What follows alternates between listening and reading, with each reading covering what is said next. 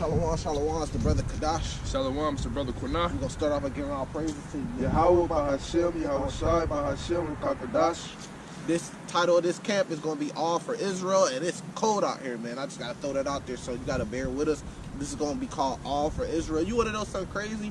I was watching Planet of the Apes last night. The second part, the last one they made in 2017, you got to check that out. You got to rerun that. Because really, the apes and that shit, they represented Israel. They represented the Negroes. And then, you know, Esau going to war with the Negroes, right? And one of the things they were saying, the apes would say to each other, they'd go like this, and they'd say,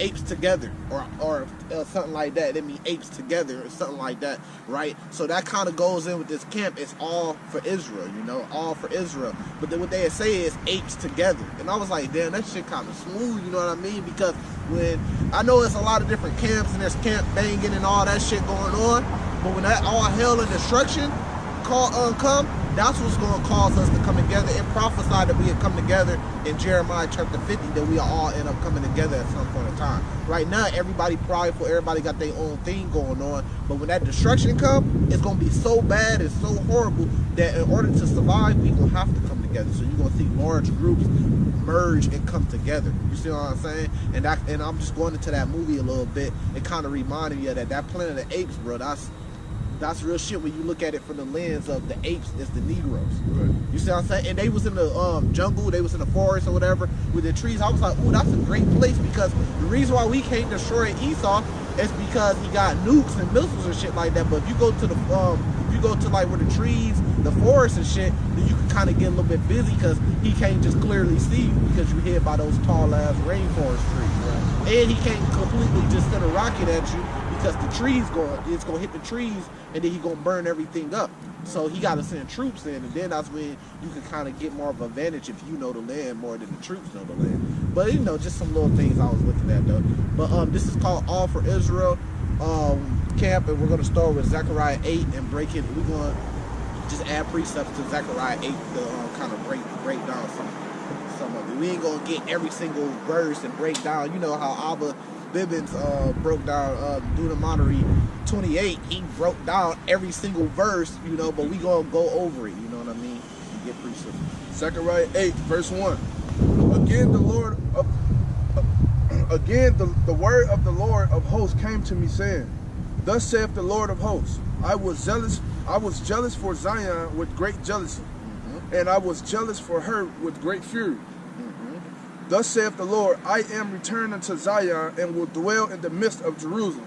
Yep. And Jerusalem shall be called a city of truth, and the mountain of the Lord of hosts, the holy mountain. So that's what this camp title is about, All for Israel. It's clearly letting you know the Lord is all for Israel. What did he say? I'm dwelling in Jerusalem, Mount Zion. He's talking about Israel, Israel, Israel. Keep going. Thus saith the Lord of hosts, there shall yet old men and old women dwell in the streets of Jerusalem, and every man with his staff in his hand for very age. And the streets of the city shall be full of boys and girls playing in the streets thereof. Yep, so this is talking about the kingdom to come. You know, we're going to have our kingdom, and it's breaking it down. Like, our boys and our girls are going to be able to play in the streets. Now, you can't have that right now in Mystery Babylon. That's how you know this place wicked. You going to let your kids go out and play in the streets like we used to play in the streets back in the day. But today it's over. You can't. That's why you don't see kids just riding around on bikes. It's too dangerous now. You know what I mean? But in the kingdom, we're going to have that power, and it's going to be so peaceful. It's going to be a paradise that our kids going to be able to play in the streets again.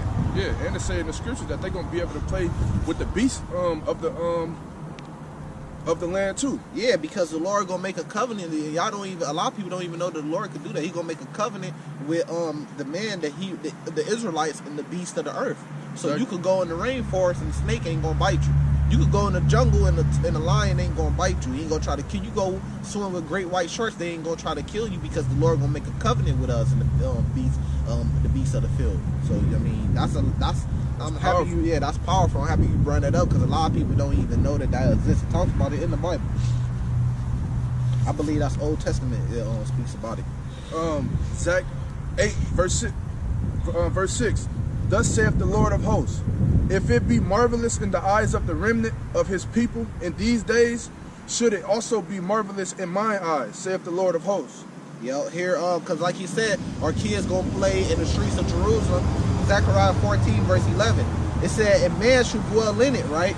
And there should be no more utter destruction, but Jerusalem should be safely inhabited. It's our land, we're gonna be safely inhabited, right? But let me keep going. It says, and this should be the plague wherewith the Lord should smite all the people that have fought against Jerusalem. Their flesh should consume away while they stand upon their feet, and their eyes should consume away in their holes, and their tongue should consume away in their mouth. We know that's talking about only one thing. What you about to see with the whole Russia and Ukraine versus NATO thing, nuclear war. I just seen something the other day. Russia said if Ukraine joins NATO, it's for sure going to cause a nuclear war. That's how close we is to that happening. You know, and it shall come to pass in that day that a great atonement for the Lord shall be among them, and they shall lay hold of everyone on the hand of his neighbor, and his hand shall rise up against the hand of his neighbor. You read about that in Zechariah 15. You know, nation against nation, kingdom against kingdom. You read about that in Matthew 24. Everybody going to war against each other. Isaiah 13. He says, and Judah also shall fight at Jerusalem, and the wealth of all the heathen round about shall be gathered together, gold, silver, and apparel in great abundance.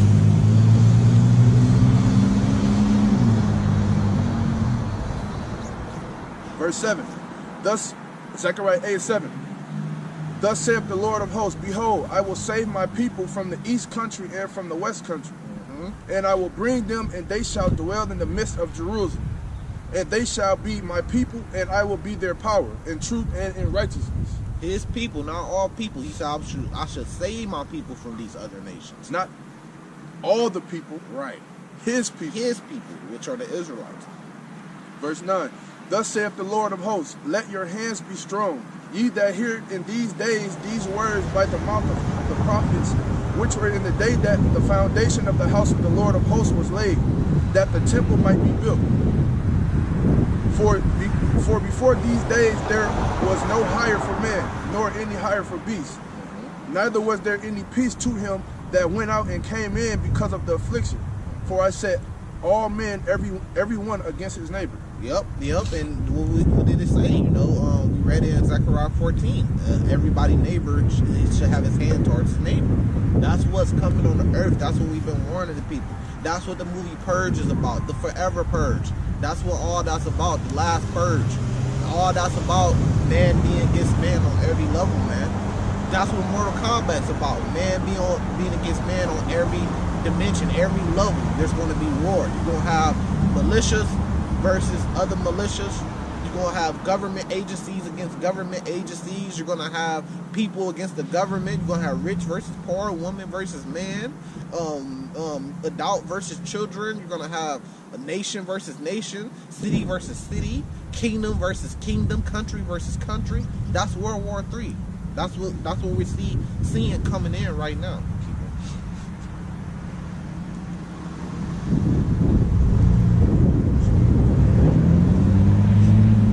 Verse 11. But now I will not put unto the residue of his people as in the former days, saith the Lord of hosts. For the seed shall be prosperous, the vine shall give her fruit, and the ground shall give her increase, and the heavens shall give their due, and I will cause the remnant of this people to possess all these things. So it's not just Israel, but it's the remnant, it's the elect of Israel. You know, and it said our seed should be prosperous, right? Did it say that? Yeah. So in order for our seed to be prosperous, right? What does that mean? That means we're gonna have sex in the kingdom. That means we're gonna have women, and we're gonna have sex in the kingdom in order for our seed to be prosperous, right? Now, he said he's gonna give it to the remnant of these people. Of these people, that's important. These people is referring to Israel, not all people. That's why we say it's all for Israel. Keep on that.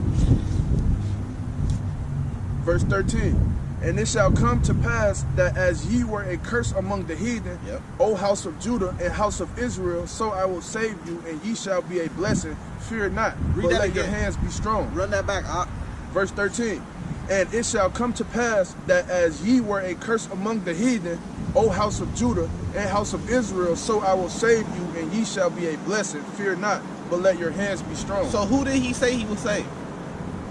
Israel. He said, "Oh, house of Israel, he should save you." So who is salvation for? It's for the Israelites. I literally just told you. He said, "I will save you because we had the curses on us, the destruction, the slavery, the curses of Deuteronomy 28. The Lord said he gonna save us." That's what Zechariah 8 is talking about. Now we can go into Deuteronomy 28, break that down. We can go into Deuteronomy 30 when the Lord said he gonna take those curses off of us and he gonna put it on the other nations. But that's what it's telling you. It's telling you who's salvation for. He just said, "I will save you." That's a powerful precept right there. This is Isaiah 14, backing that up. Verse 1. "For the Lord will have mercy on Jacob and will yet choose Israel." So he will save Israel. How many verses, how many scriptures, how many books do you got to hear from to understand that salvation is for Israel? It says, "It set them in their own land." So if he's saving everybody, different people from all different nations around the world, why do he got to set them in one land? Which is the land of Israel, the people, the literal people of Israel. Why do he got to do that? I'm saving all people. You see what I'm saying? Why no. he separate them? Yeah. Why he said, "Set them in their own land. The strangers should be joined with them and should cleave to the house of Jacob, and that people should take them and bring them to their place, and the house of Israel shall possess them." It didn't say the house of Edom, the house of Ishmael. It said the house, not the house of Ham. It said the house of Israel shall possess them in the land of the Lord for servants and handmaids. That's what they're going to be, slaves. And it tells you that. "For they should take captives who captives they were." That's a part of the curse. We were a cursed people. We were taken into captivity. Now the same people that took us into captivity, we're going to take them into captivity. "And they should rule over their oppressors." Verse 14. "For thus saith the Lord of hosts, as I thought to punish you when your fathers provoked me to wrath, saith the Lord of hosts, and I repented not. So again have I thought in these days to wail unto Jerusalem and to the house of Judah, fear ye not. These are the things that ye shall do. Speak ye every man the truth to his neighbor. Execute the judgment of truth and peace in your gates." That's what he requires of us. Now hold that right there, right? If you can open up another tab, get Luke 19, or just remember that verse and go back to it. Now this is a precept going back to Zechariah 14, right? He said the curses, we are cursed people. He's going to take those curses off us and put on the other nations. Like it said in Isaiah 14, that we're going to have these other nations as possession in captivity, right? This is Zechariah 14, down 16, verse 16. "And it should come to pass that everyone that is left of all nations which came against Jerusalem should even go up year to year and worship the King, the Lord of hosts, and to keep the Feast of Tabernacles. And it should be that whoso will not come up of all the families of the earth into Jerusalem to worship the King, the Lord of hosts, even upon them should be no rain." So that means they're going to be required. They're going to be under us. They're going to have to come up and do things. And a part of that, like you said in Isaiah 14, they're going to be handmaids and servants, slaves, captives. And they're going to have to worship and follow our laws. And that don't mean that they're going to be saved just because they have to worship our king and follow our laws. That don't mean they're the chosen people or they're going to inherit the kingdom. It's the same thing today, right now. You can't come down the street doing 100 miles per hour because we're still in captivity under the Edomites, but we have to follow their laws and their rules that they put up. So our laws and our rules are going to be the laws, statutes, and commandments, which are going to be written in our ear reports, our hearts, which is our brains, right? Our consciousness, right? So they going to have to follow our laws because that's the laws that we going to put up. But it don't mean, because people say, look, they going to worship the king. And then they say, look, that means they're going to inherit the kingdom. No. It just means that they're going to be captive to us and they're going to have to do what we say. Yes, wrong. Yep. Luke 19:27. "But those my enemies, which would not that I should reign over them, bring hither and slay them before me." Yep. So the Lord said, look, it's showing you that they're going to be under us by force. If they wish that the Lord should not reign over them, and how is the Lord going to reign over them? By the way of his people, Israel. That's why it said in Isaiah 14.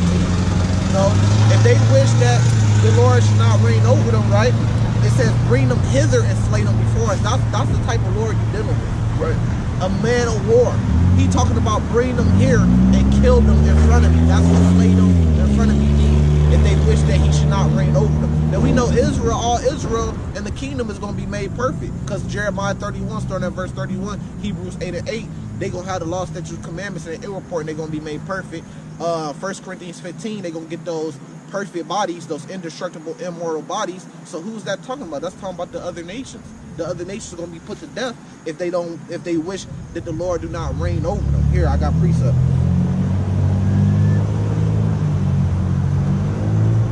And the Lord is doing this all for Israel, right? And this is righteous. This is Revelation 2, verse 9. I know thy works in tribulation. Who are you talking about? Israel. It says, in poverty, but thou art rich. Why are we rich? Because we have these promises that's going to be given to us, that we're going to be able to take the other nations into slavery and have a kingdom and take all their wealth, all the wealth of the earth, because it really belongs to us, and have dominion of everything on earth. Get Genesis 27. And have dominion on everything upon the earth, right? That says, I know the blasphemy of them which say they are Jews and are not, but are the synagogue of Satan, you know? Because it's a lot of different people claiming to be us, especially the people in the land, but even more than them, it's a lot of different people that claiming rights to the land or claiming to be us, because they all want that promise, this promise that we're reading about. They all want the Lord to be all for Israel, so they want to say that they're Israel. The Ishmaelites like to include themselves in the promise with Isaac. You see what I'm saying? Because everybody wants this promise, but it's only for the Israelites. It says, but they are the synagogue of Satan, right? Damn, here. I got it. Let me jump to 3. Revelations 3:9. Behold, I will make them the synagogue of Satan, which say they are Jews and are not, but do lie. Behold, I will make them come and worship before thy feet, and to know that I have loved thee. That's why we named this all for Israel. Who's the thee? That's the Israelites. He said he gonna make the whole world know that he had loved thee. He gonna make he ain't gonna save the other nations with us. He gonna make the other nations know that he loved us and that he chose us. That's why I said in Isaiah 14, I will choose Israel, the house of Israel and the house of Jacob. So he's gonna make these other nations know that he's all for his people, which are the Israelites, and he gonna make them bow down to our feet. And how is he gonna do that? Go back to Revelation 2. He's going to do that by the way of giving us power to make them physically bow beneath our feet, man.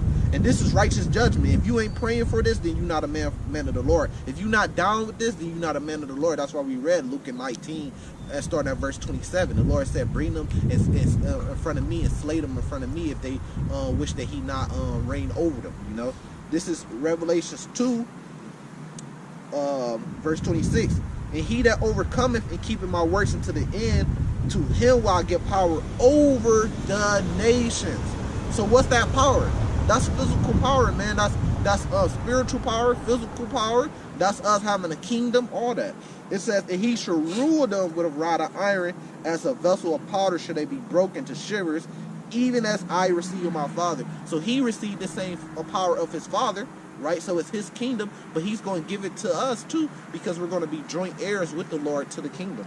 It says, and I will give him the morning star, and he that has an ear, let him hear what the Spirit say into the churches. You got an ear, you got to hear this. You can go on that, starting at verse 27.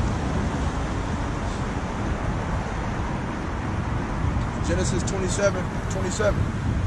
And he came near and kissed him, and he smelled the smell of his remnant, and blessed him, and said, see, the smell of my son is as the smell of the field which the Lord hath blessed. Therefore God give thee of the dew of heaven. So this is the promise that was given to the Israelites.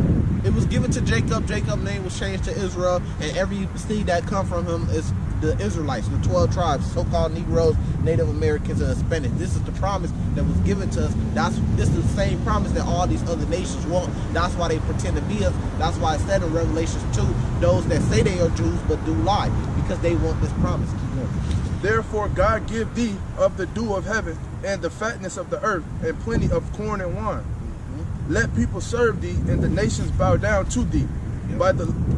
Be Lord over thy brethren, and let thy mother's son bow down to thee. Right there. So it said, be Lord over thy brother, and let thy mother's son bow down to thee. That's a promise. We're going to have these other nations in captivity. That's why I spoke about it in Isaiah 14. We're going to take them captives who captives we were. This is Amos 9:11.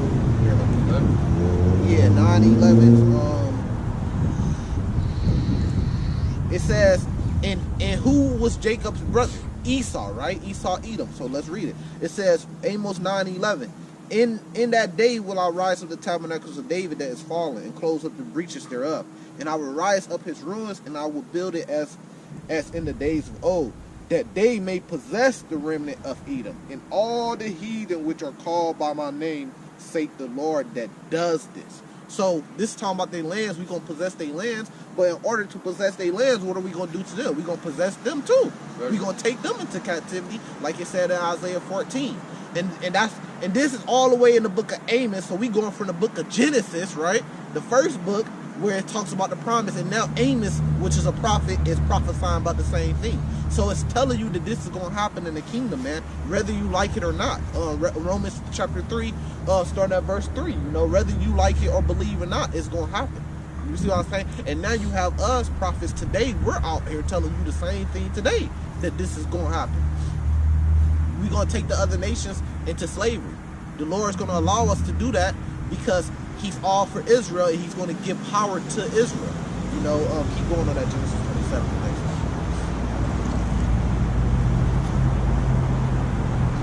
Verse 29. Let people serve thee, and nations bow down to thee.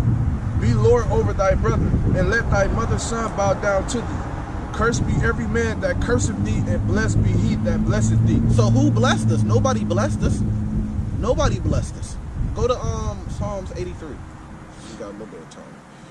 Nobody blessed us. You say, well, look, it says, blessed be those who blessed us. The other nations are against us. It's been against our Lord.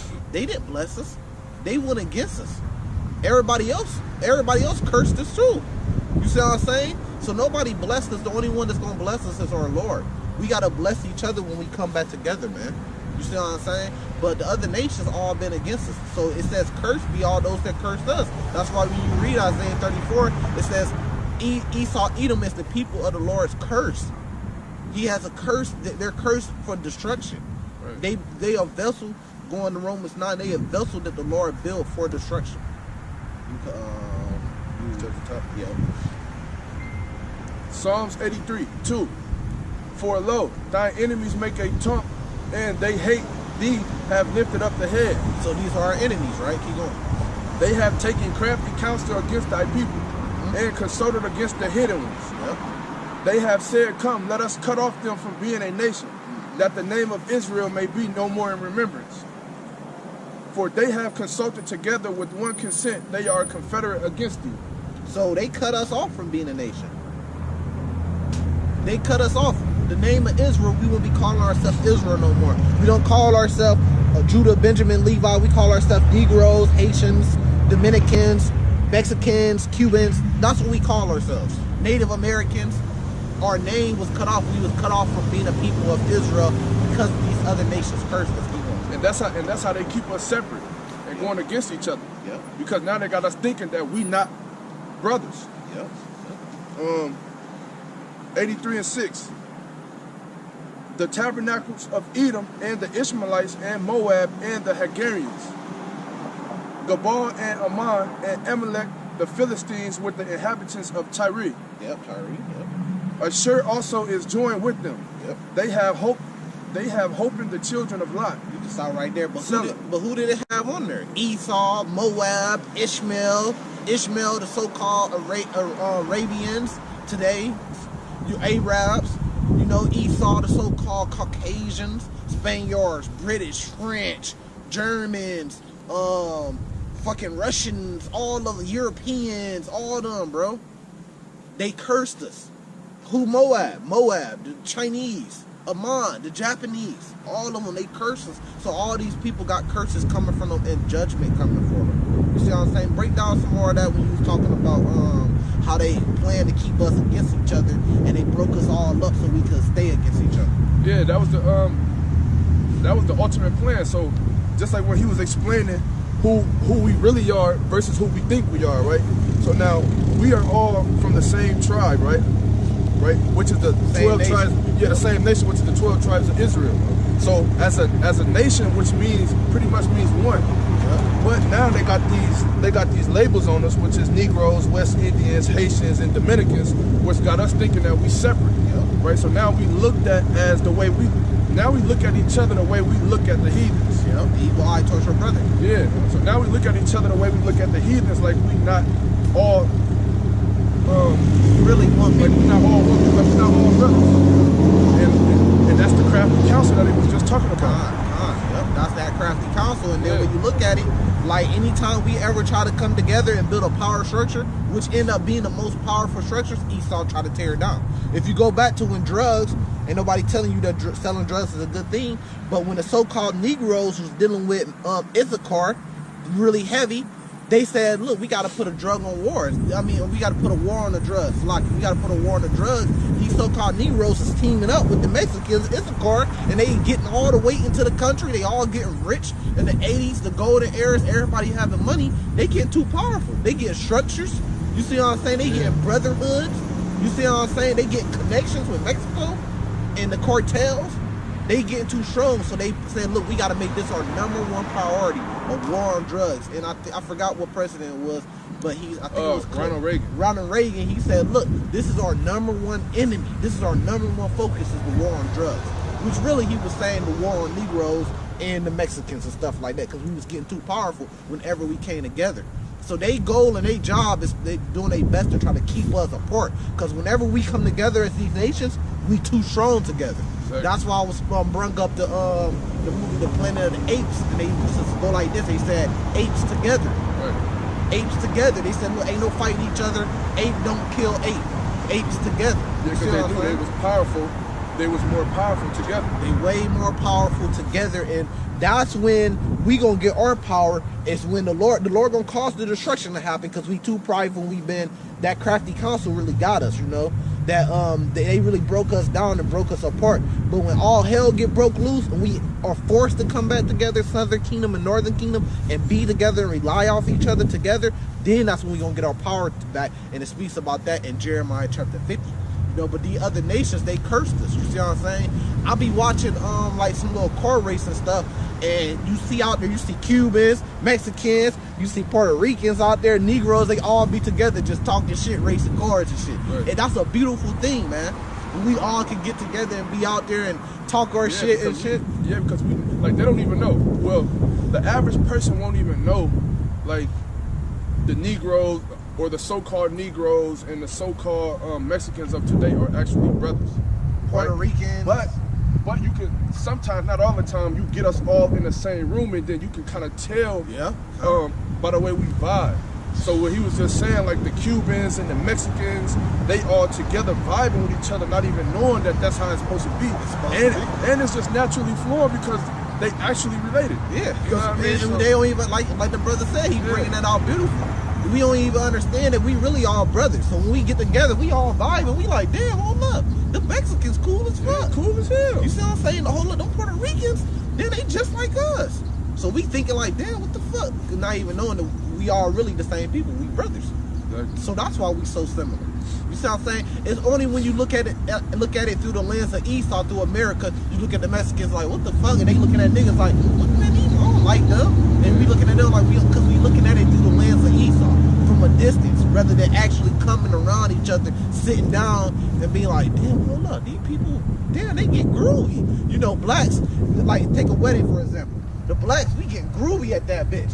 But the Mexicans be getting groovy too. The motherfuckers get up, get to doing the salsa and shit like that, Yeah. breaking it down. You ever been to like a joint wedding or a joint like whatever, when people come together and a Mexican family, like let's just say a black man married a Mexican woman, right? And they come together, right? And they families come together. That bitch be booming. That bitch be booming. You got your uncle, you know, your black uncle in there. He over there jamming with the aunties of the Mexican woman and shit, man. Come on, man. Y'all better wake up. That's when we really get our power. But the other nations, their job is to keep us against each other and most importantly against our Lord, so we don't have no power. This is, wait, what was that you had? Quick precept, Amos chapter 1, right? Yeah, go to Psalm chapter 2. Amos chapter 1, verse 9. It says, thus saith the Lord, for 3 transgressions of Tyrus, right? They was mentioned on that list. And for 4, I will not turn away the punishment thereof, because they deliver up the whole captivity to Edom, the whole Israelites in captivity to Edom.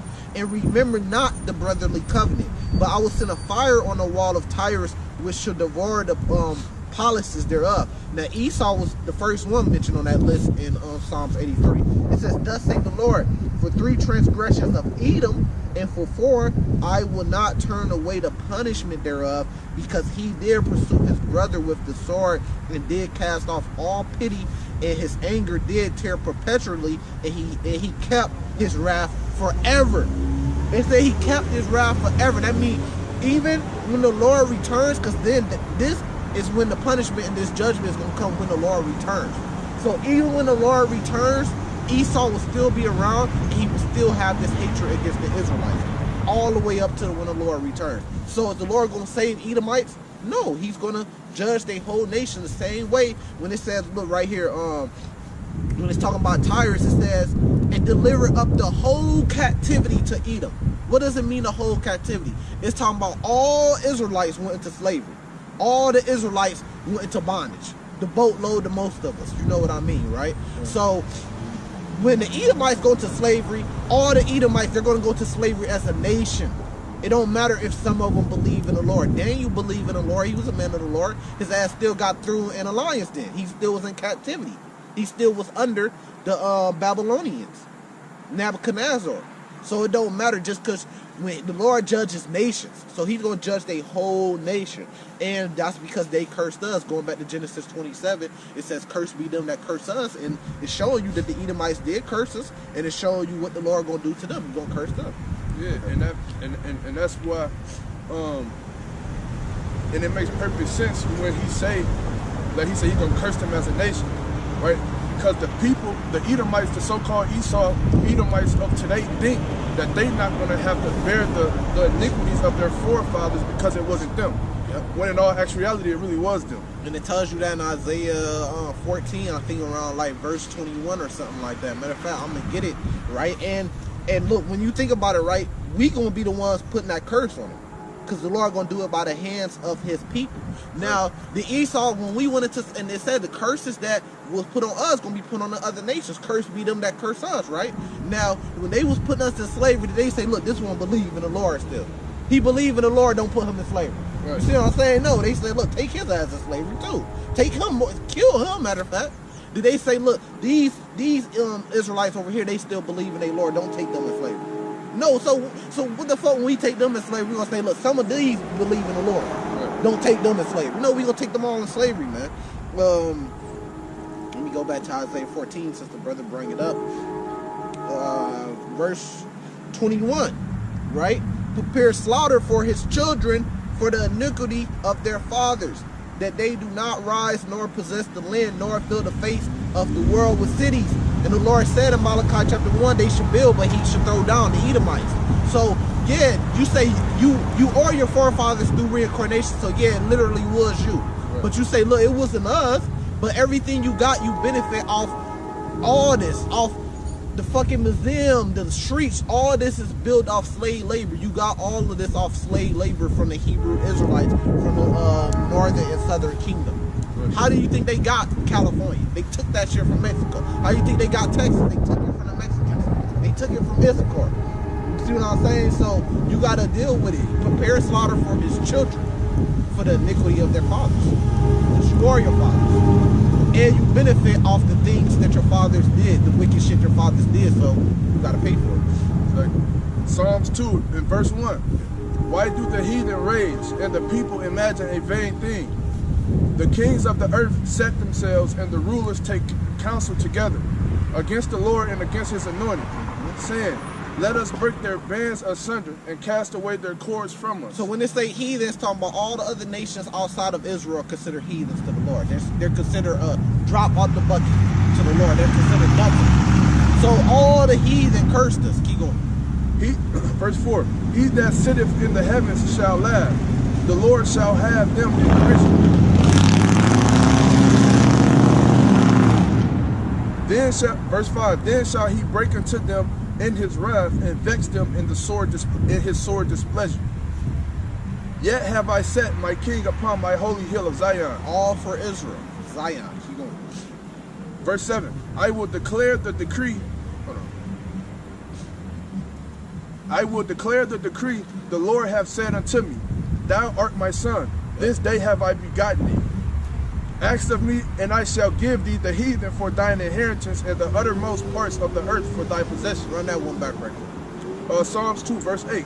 Ask of me, and I shall give thee the heathen for thine inheritance, and the uttermost parts of the earth for thy possession. Right there, we good. So that goes back to Genesis 27. We should have the dew of the heaven, the fatness of the earth. It goes back to Revelations 2, verse 26, 27, where the Lord said he going to give us that same power he received of his Father to break the other nations and to rule over them with a rod of iron. He said, ask of me. It goes back to Amos 9 and 11. Us going to take the Edomites and the rest of the nations, Isaiah 14, into captivity. He said, ask of me, he should give us the heathen. So we going to be asking it. Brothers already asking it and praying for it right now. So we really going to be asking. And in the kingdom, he going to give it to us. So he all for Israel, man.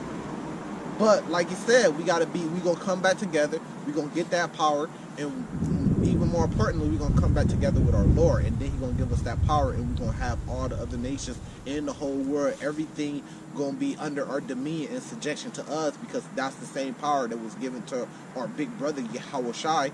That was given from our father, Yahweh.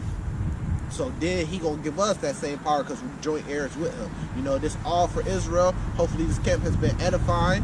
You know, we're going to give all praises to Yahweh Bahashem, Yahweh Shai, Bahashem, Wakakadash. Double honors to the apostles and the elders. Peace, blessings, and honors to all the brothers from the truth.